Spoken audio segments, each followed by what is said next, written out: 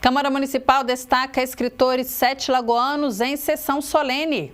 Com apenas 13 anos, atleta de Sete Lagoas conquista ouro nos Jogos Escolares Brasileiros.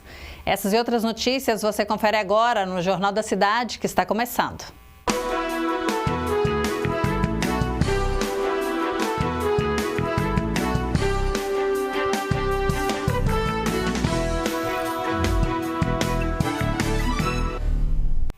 Olá, seja muito bem-vindo. Este é o Jornal da Cidade, que destaca notícias sobre o Poder Legislativo e o município. Participe deste noticiário, faça contato por meio das nossas redes sociais. Uma noite para valorizar aqueles que compartilham sonhos ou a realidade. Uma sessão solene conduzida pelo vereador Divaldo Capuchinho homenageou com moção de congratulação 22 escritores de Sete Lagoas. A noite foi embalada pelo grupo vocal Novo Coro. Reconhecer escritores que, de alguma forma, contribuem para o crescimento individual de cada leitor. A homenagem teve como objetivo valorizar os escritores sete-lagoanos, incentivando assim a leitura entre os jovens, adolescentes e, por que não, entre os adultos também. Uma forma de mostrar para toda a cidade a importância da leitura para o enobrecimento da alma. E como a cidade está repleta de bons escritores. Dia 29 de outubro, Dia Nacional do Livro. E aí a gente teve a ideia de chamar os escritores de Sete Lagoas para a gente fazer uma homenagem. Nunca antes tivemos uma homenagem dessa para os escritores sete-lagoanos. E a gente considerou, valorizar esses talentos de nossa cidade. E eles ficaram muito felizes. Cada um dos 22 escritores de Sete Lagoas homenageados recebeu uma moção de congratulação, uma forma de reconhecimento àqueles que dão vida às palavras e fortalecem a cultura. Eu era uma moradora de rua, usuária de crack, sempre apoiada assim, por várias pessoas. Deus pôs muitos anjos no meu caminho, mas o crack destruiu minha vida e eu fui morar na rua.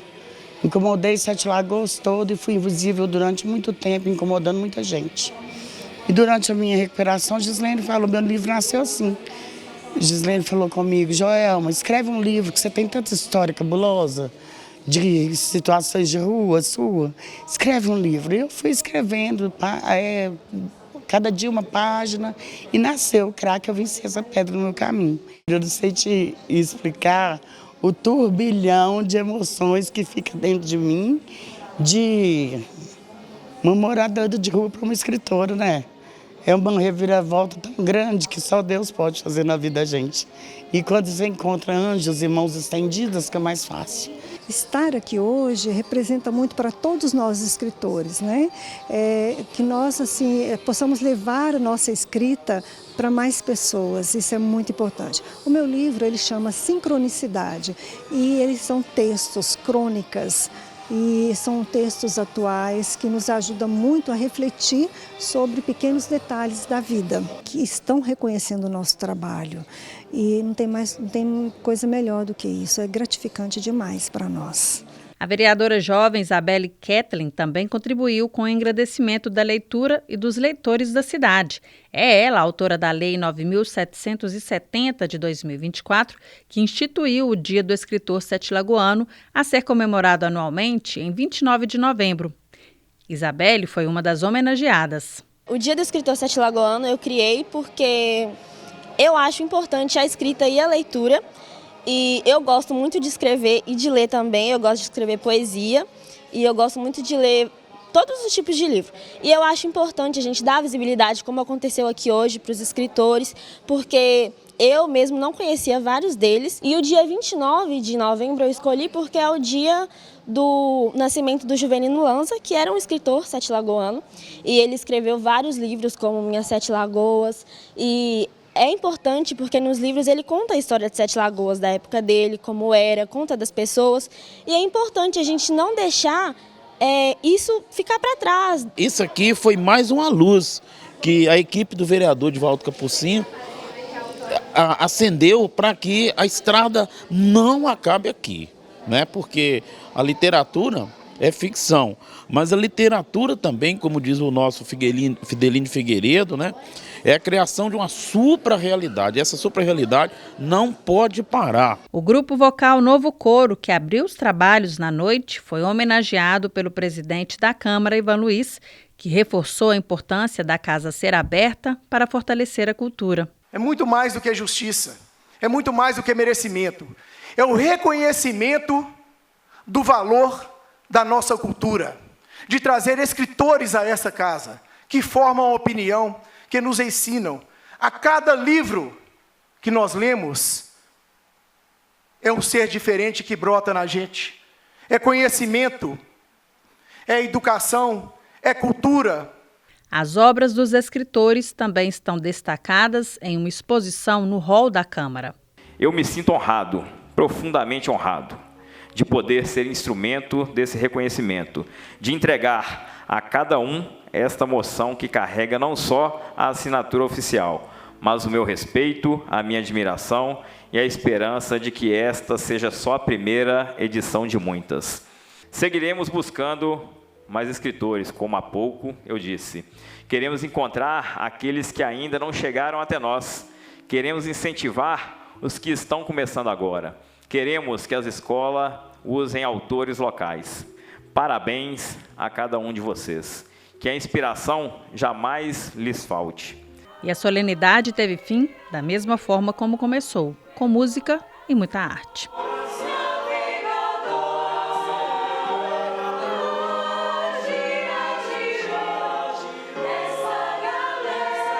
A Caravana de Reis Nossa Senhora Aparecida, do bairro Santa Luzia, em Sete Lagoas, terá repertório gravado e lançado em plataformas digitais no Natal de 2025.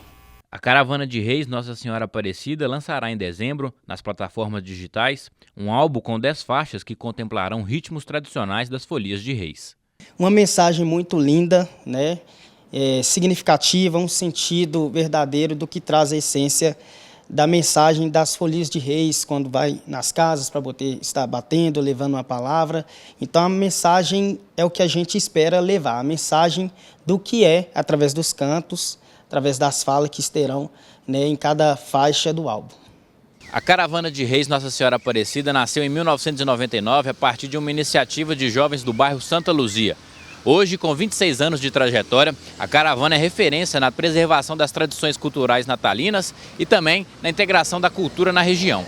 A preparação para o álbum está a todo vapor para que os fãs possam apreciar as canções de Folia de Reis com um som de alta qualidade. Então nós estamos aí com os ensaios, né, preparados para poder estar ensaiando todo o repertório, fazendo alguns encontros para poder alinhar todo o repertório que a gente irá cantar, toda a logística necessária para que possa assim ter uma gravação efetiva e positiva, né, esperando uma expectativa de um resultado bacana aí para todo o público.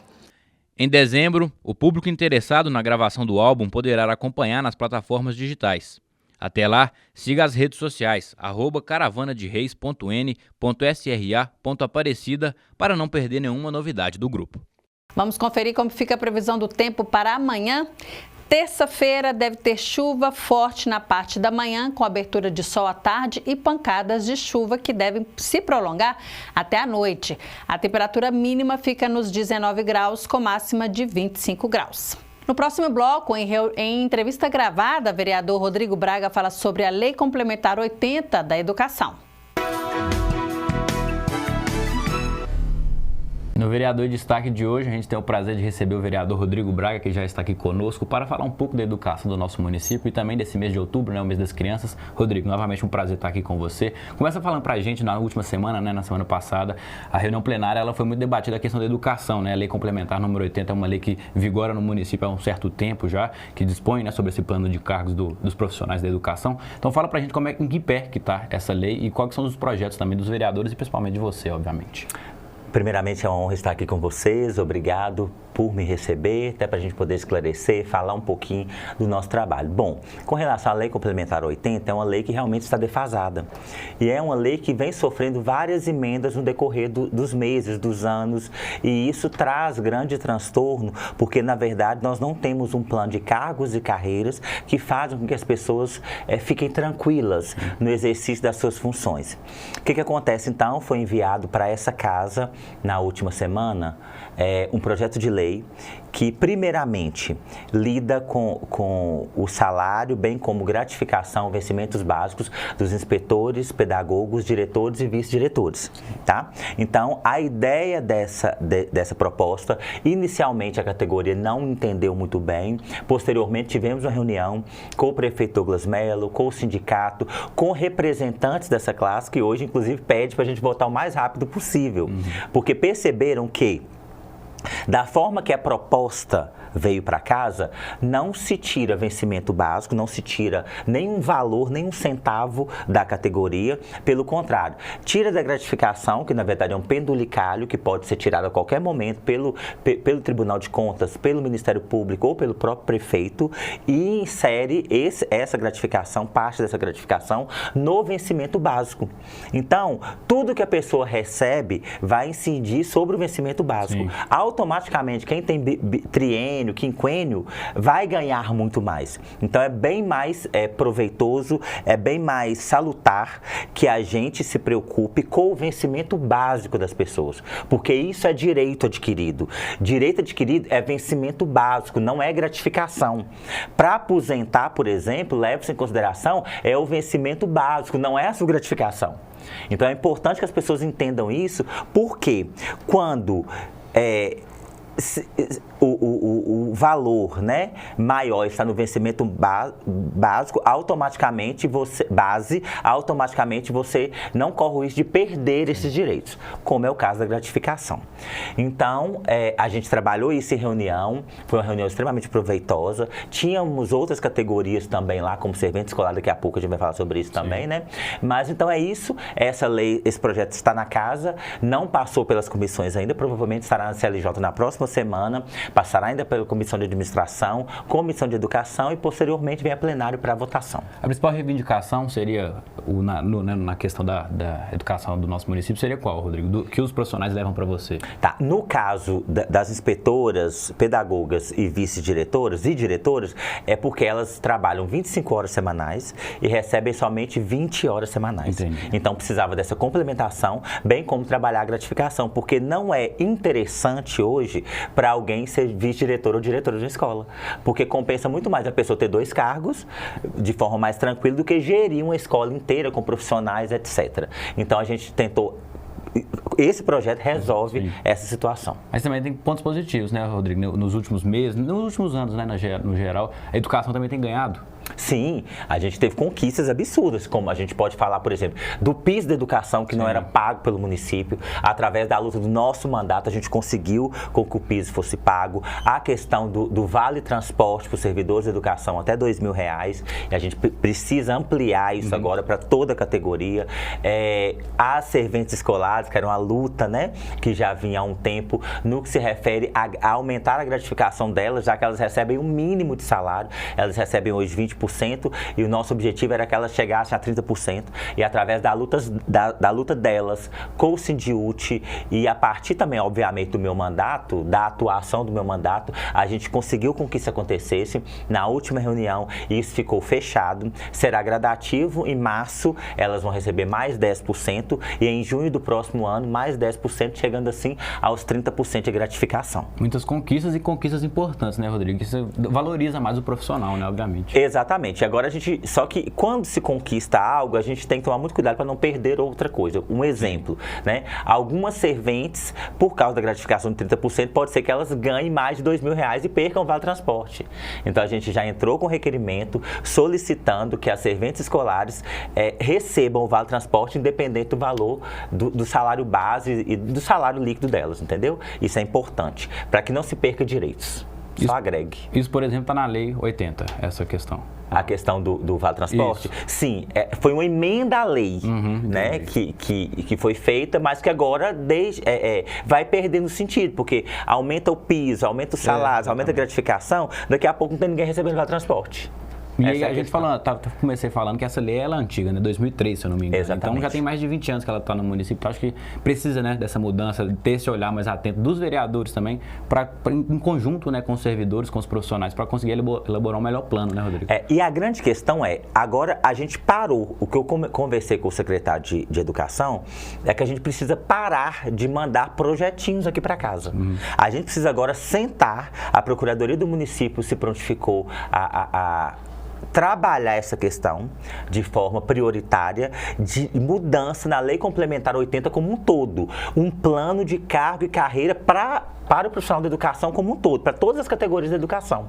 Porque se você mexe numa categoria, a outra se sente desvalorizada, se você não mexe na outra, então há um problema também de categorias que só se resolve quando a gente pegar a Lei Complementar 80, destrinchar ela e montar de fato um plano de carga e carreira para todos os profissionais de forma que atenda às necessidades desses profissionais que são tão importantes, que carregam nos ombros o peso do futuro de uma cidade, do futuro de uma nação e que durante décadas não foram valorizados. Com certeza, com certeza. Agora vamos mudar um pouco de assunto, Rodrigo, falar um pouco desse final de semana, que teve uma festa, né, que você me comentou aqui comigo, para as crianças. Eu queria que você falasse um pouco dessa festa também, como que é importante estar sempre fazendo ações de lazer para as crianças, Rodrigo.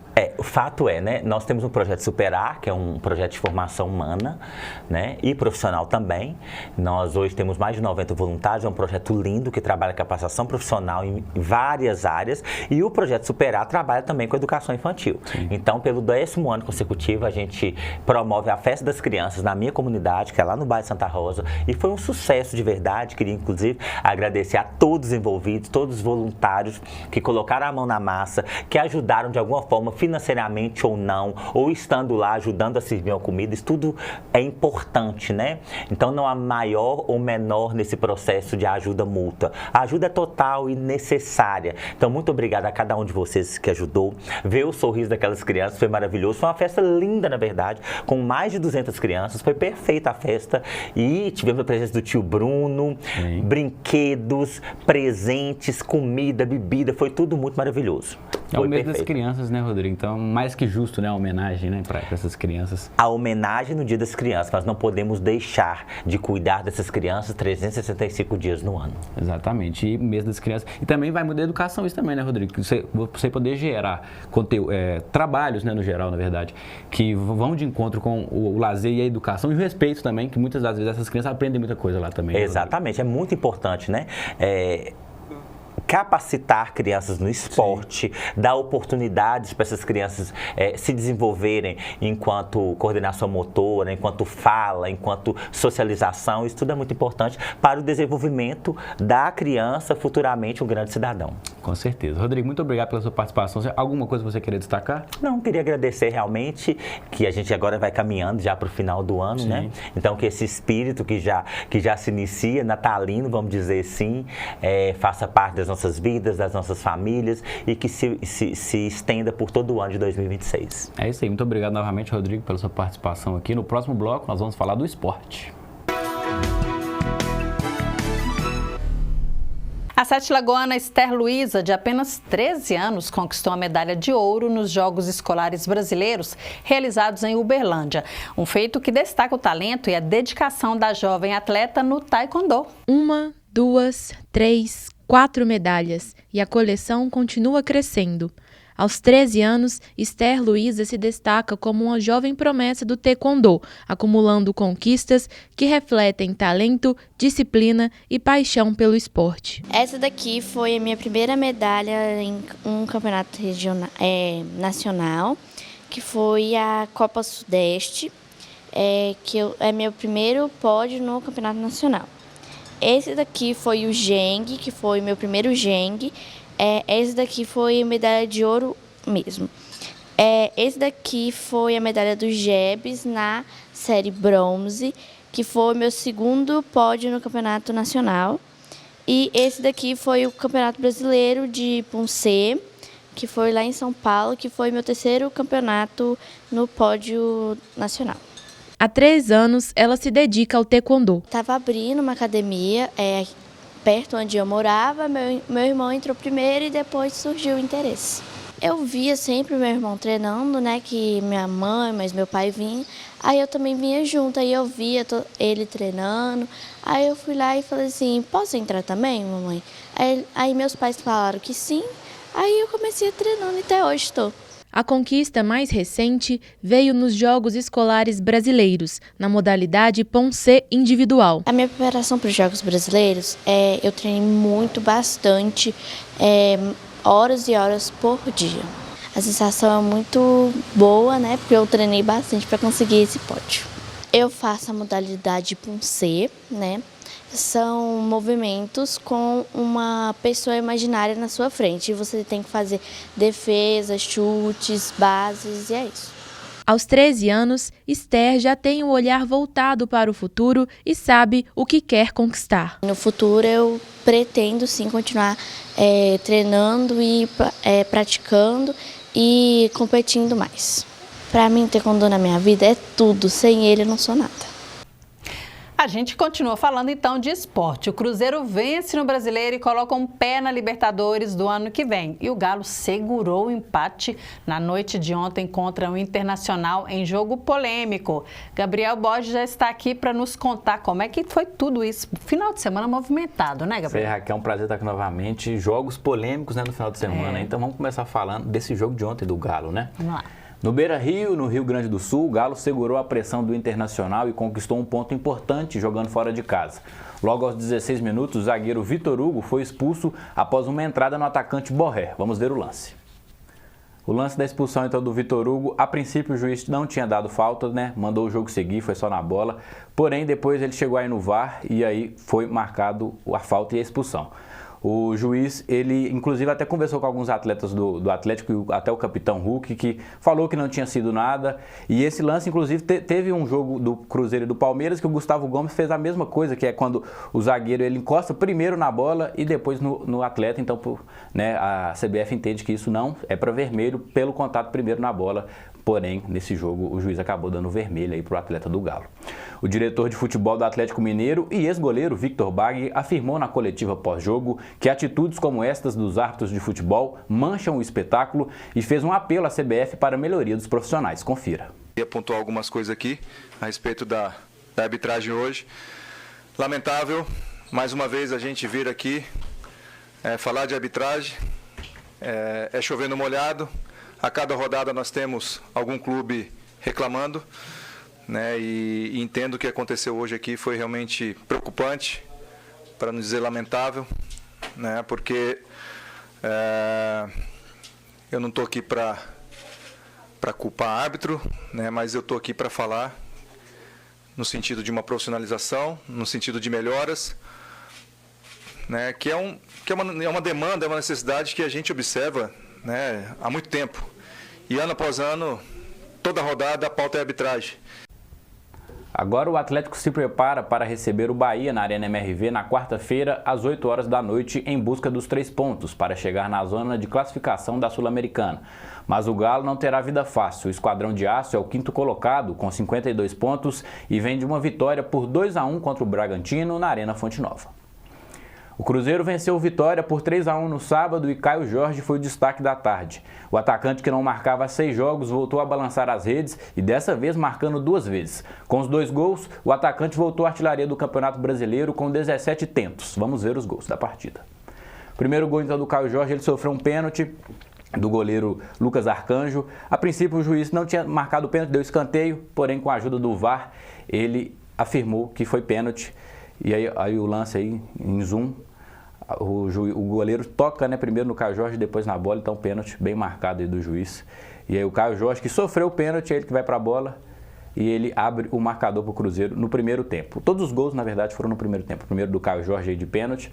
E aí depois o Caio Jorge novamente recebeu um lindo lançamento. A princípio também estava impedido o lançamento do Caio Jorge, mas aí depois com a ajuda do VAR, o juiz marcou o gol, tanto é que o Caio Jorge nem comemora, né, nesse segundo gol por causa desse impedimento.